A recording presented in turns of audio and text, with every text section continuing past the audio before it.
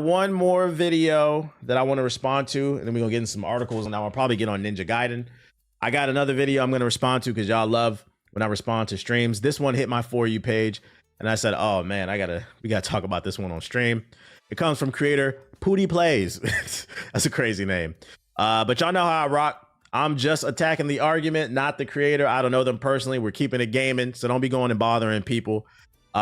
This video was very interesting. He pleads to Activision to stop apologizing to the people. I'm going to let him make his argument. Well, apologizing to Call of Duty fans, basically saying we're sorry for making you play bullshit throughout the years. Here's a free weekend. We're going to try to do things different. And I'm going to keep it 100 with Activision. Stop. If you don't know what he's talking about, if you haven't been following the gaming space, Black Ops 7 sales are in the toilet, and they're in such bad shape that Activision released a statement apologizing, saying we're going to work on the game and make sure it's better. We're going to take our time. They also announced they're not going to put out any more back-to-back Black Ops or back-to-back Modern Warfares, and they did a free weekend. So they're basically trying to get in the good graces of the fan base. That's what he's referencing. This bitch ass shit. Stop trying to appease these motherfuckers. For the first time this video since BO3, y'all drop a quality product, and now y'all want to apologize for making good fucking shit. Nigga, you ain't apologize when you drop IW. You ain't apologize when you drop World War II. Now you want to apologize when you drop a quality product. Nigga, get this bitch ass shit out of here, man. So here's the problem. And this kind of goes back to what I was just saying like 5 minutes ago. I don't know what it is about gamers, but a lot of them, you have like this very self-centered opinion. You are allowed to like Black Ops 7. I'm not saying that. But the general consensus seems to be that Black Ops 7 is not up to the quality of what the Call of Duty community wants, and also the greater community as a whole. And that's why the sales are in the toilet. You can play it, you can enjoy it, but you don't get to dictate how other people feel about the game. I feel like that's a really weird argument. Everybody that is good at COD is fucking with this game. This is a good ass game. This is for the, I don't know what. You can't say everybody who's playing it is fucking with the game. Like the sales are down. Like the numbers say otherwise. That's why they're apologizing. The fuck y'all were doing in the studio, but y'all made peak. Please do not change it up. That's a great way of putting it, Zero. He said you can like bad games, but you also have to understand that the majority don't like it. Exactly. An example of like a bad game that I always say is the Technomancer. I like the Technomancer because I like the world that they crafted and I saw the potential in it, but I can also recognize that it's not a good game. It's like a 6 out of 10 that was very buggy and the combat system wasn't the most fleshed out. But I'm not going to sit up there and be like, yo, y'all need to not apologize. No, the game needed to be better. Like, what, you want to change shit up when motherfuckers actually like your product? Like, come on, man. Yo, stop with this bitch ass shit. The niggas who left the battlefield, fuck them. You don't need. Damn, bro. What you say fuck me for, bro? We've been on that battle. What you say? Fuck what I do, bro? Hold on. There was something he said I wanted to rebuttal. You want to change shit up when motherfuckers actually like your product? They don't like it. That's why the sales are down. Like, come on, man. Yo, stop with this bitch ass shit. The niggas who left the battlefield, fuck them. You don't need. Oh, that's what I was gonna say. He said you're gonna stop listening when people like the product. They don't. That's why the sales are down. And also, this is the first and probably the last time they're ever going to listen to y'all because the data says otherwise. For those who didn't see the article, there's an article that also came out last week. They've been sneaking skill-based matchmaking back into the game. Now, for those who hate skill-based matchmaking and don't understand why Activision does it, according to their research and their data, they were putting it in their game because they found that the average player, the person who works the 9 to 5, enjoys Call of Duty for longer times. They play longer when there's skill-based matchmaking, because skill-based matchmaking puts you against people of a similar level. And I'm not saying it's perfect, but I've always argued the main people who hate skill-based matchmaking is sweats. And that's why it should stay in the game, because even sweats don't even want to play with sweats. And that's why they want to remove skill-based matchmaking. But when you remove it, the only people it benefits is sweats. But then the sweats are in our lobbies and they're ruining our game. If you don't want to play with them, then why would I want to play with you? Now, I say all that to say this. They removed skill-based matchmaking in Black Ops 7 for like the first week. And what they found in the data, and they announced this is not me making this up, they found that people were playing less. So what you have is the sales are down, the player retention is down, and they listen to you guys. That says to me, the people that love this game don't know what the fuck they're talking about. Because at the end of the day, you have to also understand this is a corporation and they got to make money. Nigga, you got us now, man. The game is at a. He said you got us. You bought the game though. You already bought the game. They're not. They got you, bro. They don't need your money. They got it real easy. They didn't have to work for it because the product is bad and you still bought it. The problem is the dollar that they need to earn, they can't get it. So why would they be worried about you? It's given main character syndrome. Best. Now, do not switch it up, man. I'll catch you guys in the comment section. Let me know what if they don't switch it up. So the sales are terrible. They're getting their ass whooped. For those unaware, Battlefield 6 is the best-selling game of the year at 10 million copies right now. Keep in mind, Battlefield just came out a month ago. It sold 10 million copies. Got it. They're getting their ass beat by that and Arc Raiders. And I'm not going to lie. I'm going to go as far as to say this is an example of why everybody doesn't need to have an opinion. Because, like I said, this is a corporation. They have to make money. And I'm going to be 100% honest. You're not going to like what I have to say. But if they listen to your advice, because keep in mind, sales are down and player retention is down. And also keep in mind, Microsoft paid for Activision. They paid billions of dollars. They got to make their money back for that. So numbers are down across the board. And you're telling them, stay the course, stay the course, stay the course. I know you keep hitting your head against this wall and you're not breaking through, but stay the course. Do you know what happens if they listen to your advice instead of improving the game and generating more sales? A, there's potential for you could lose the franchise that you claim you love because this is a numbers game. If it ain't selling, eventually they'll stop making them. And B, people lose their jobs. Yes. Friendly reminder, guys, people make these games. And if the game isn't selling, how can they afford the salaries of the people who are making the product? So if they respectfully, if they listen to your advice and stop apologizing, stop trying to do better, they're going to stop generating money and they can't pay the people that make the game that you claim you love. I hope people understand this. I don't mind Call of Duty. I don't either. But I'm trying to be fair because I'm not going to call it trash. Just Call of Duty's not for me. And like, I'm just trying to help him out because it seems like he genuinely loves Call of Duty, but you don't seem to understand business. That's just not how business works. If something isn't working, you need to go the other way. And the data says that it's not working. Player retention is down. Skill-based matchmaking is a problem. There's a reason why lobbies disband. Yeah, it's not perfect. That's what I'm saying. I'm not saying that they can't improve it, but the data does show the average 9-to-5 player plays longer.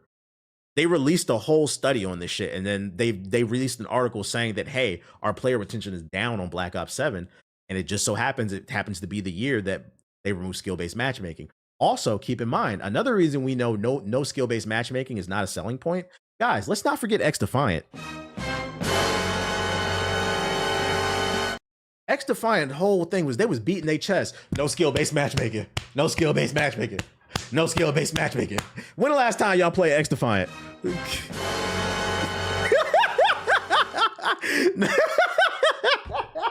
I don't know why I did that shit. Nobody's playing. The game shut down. The game shut down. And do you know why?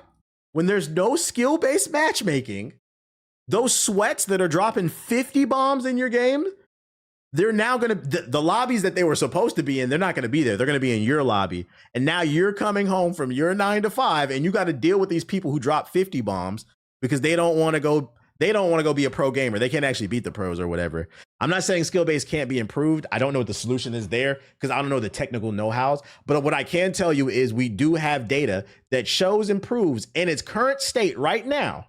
Skill-based matchmaking is beneficial to the majority of the gaming community. The only people it's really not beneficial to is that top 1 to 5% who want to drop a 30, 40, 50 bomb every game and get a fucking nuke. To be honest, X-Defiant was an underpolished game on top of not having. Yeah, that was a problem too. Yeah, they had hackers and shit like that, but they was really hanging their hat on that. But it proved that, bruh, let them fix the game. At bare minimum, even if this guy does, if you see this, even if you don't agree with what I'm saying, at bare minimum, another reason why they should apologize and they should improve the game is because you love the game when it's ass. Imagine if it's actually even good. No, you like the game when it's in an ass state. If they make it even better, you're going to fucking love it. So you might as well just let them make it. Because it seems like you're only arguing from a personal standpoint. So I'm trying to appease to just you. At bare minimum, if you let them make the game better, you'll love it even more. But on a real shit, they shouldn't listen to you because you're gonna get people fired, unfortunately. Oh my goodness. X Defiant killed COD and itself, a double homicide. Yo, chill. Skill-based matching data was from COD was tested on specific game mode at specific times. You said we need more data, and that's why I said it's not perfect. Maybe they need more data. What originally got you doing in the gaming news on stream, if you don't mind me asking? I mean, I've always done it. It's just what I like talking about. I'm actually like genuinely passionate about industry shit and like gaming as a whole. I like what's going on and I like talking about it. That's all. I just like yapping about the shit. Did you see the Futurama mod for Hit and Run? No, I don't know what you're talking about. Damn, I thought you was playing 33. Sucks using that thumbnail like that. I beat it already. I don't have to wait for the Game of the Year awards to tell me what's Game of the Year. I already knew it was. I played it already. It's in the thumbnail because I was talking about it earlier. If you just dial back, you would have saw that. Stop complaining, nigga. I know y'all just found out about it, but not me. The fact that Ubisoft had employees that made Expedition 33 peak, yeah, they could have had it, but Ubisoft didn't listen, bro. Ubisoft didn't listen. Without TBH, I wouldn't know none of this information.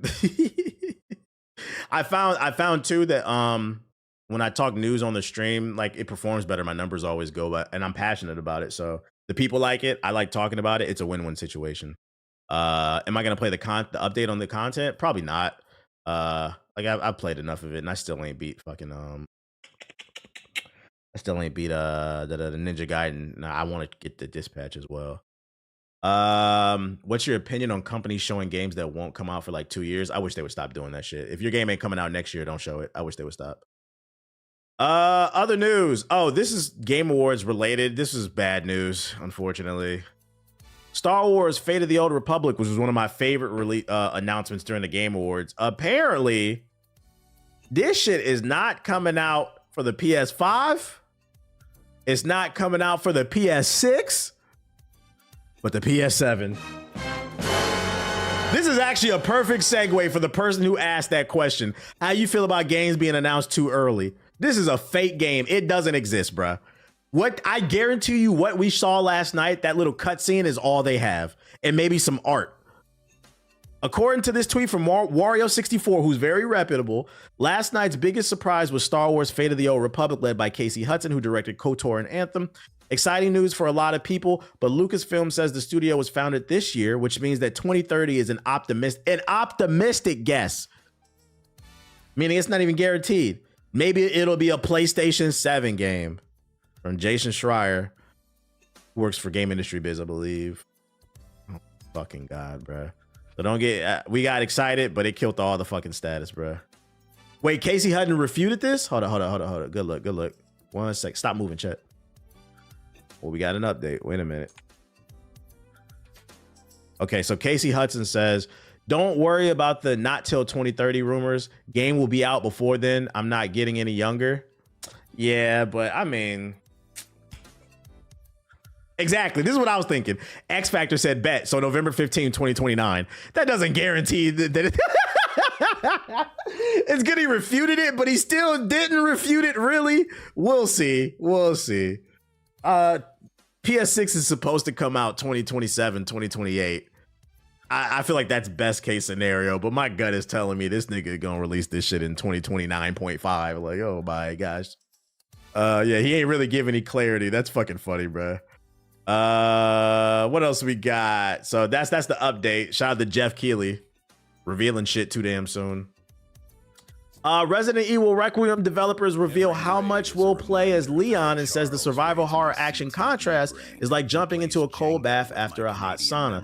Shout out to the Eric V with the big raid. Appreciate you.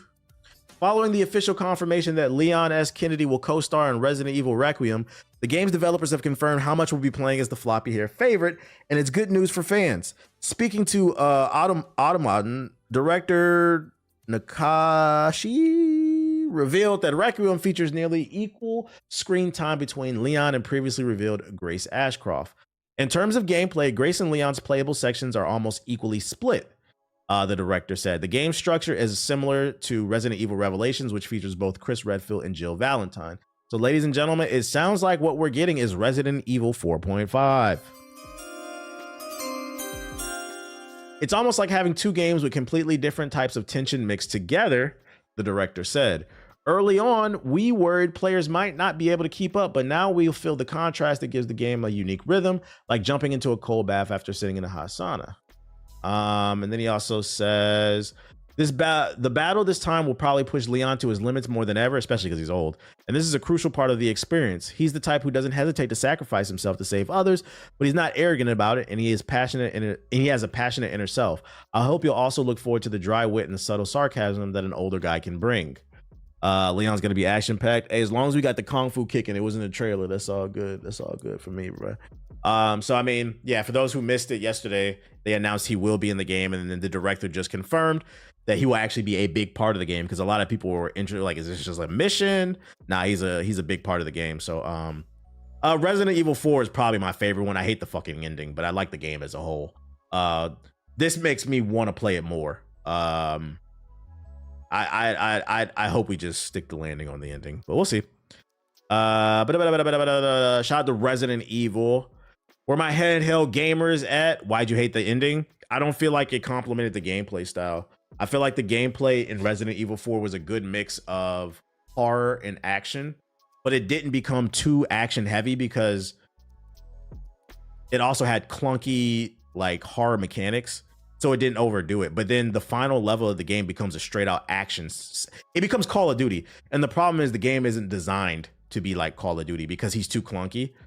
He moved really weird. The guns weren't like, it just wasn't fun to me. I didn't like that shit, bro. I'm like, you kind of fucked up the balance between horror and action, the pacing. He was just too stiff and it didn't move like that. It's like the game became a wannabe Gears of War. But anyways, that's just my opinion.